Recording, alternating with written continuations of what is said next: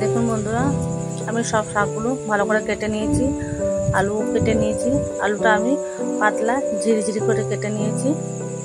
শাকের সাথে আলু রান্না করব বলে আমি খুব পাতলা করে কেটে নিয়েছি। এবার ভালো করে ধুয়ে নেব। ভালো করে ধুয়ে নিয়েছি। এবার আমি কড়াইয়ে দিয়ে দেবো শাকগুলোকে। আমি এখানে নিয়েছি কুমড়ো শাক, লাল নোটের শাক আর সাদা ডেঙ্গো শাক। এবার হাফ চামচ মতো নুন দিয়ে দেবো। নুন দিয়ে ভালো করে মিশিয়ে আমি ঢাকা দিয়ে সেদ্ধ করে নেব।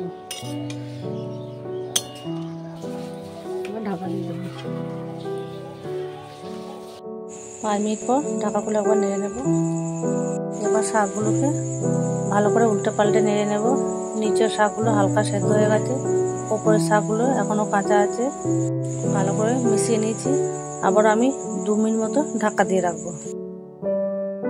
2 মিনিট পর ঢাকা খুলে আবার একবার নেড়ে নেব।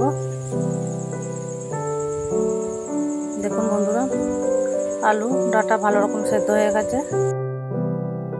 এরকম কুমড়ো শাক ভাজা শুকনো ভাতের সাথেও খুব ভালো লাগবে আর পান্তা ভাতের সাথেও খুব ভালো লাগবে। দেখুন বন্ধুরা, শাক থেকে কত জল বেরিয়েছে। আমি এর মধ্যে কোনো জল দিইনি, তার সত্ত্বেও কত শাকের মধ্যে জল বেরিয়েছে।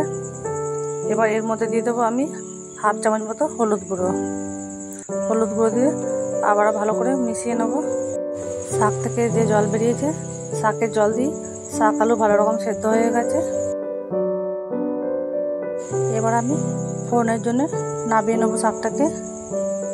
কড়াই গরম হয়ে গেছে, কড়াইয়ের মধ্যে সর্ষের তেল দিয়ে দেবো। ফোড়নে দিয়ে দেবো 2টো শুকনো লঙ্কা, হাফ চামচ কালো জিরে আর 5-6 কোয়া রসুন আমি থেতো করে নিয়েছি, দিয়ে দেবো। রসুন ভাজার সুন্দর গন্ধ বেরিয়েছে।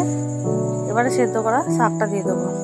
শাক দিয়ে আবার আমি 5 মিনিট ভালো করে শাকটাকে ভেজে নেব।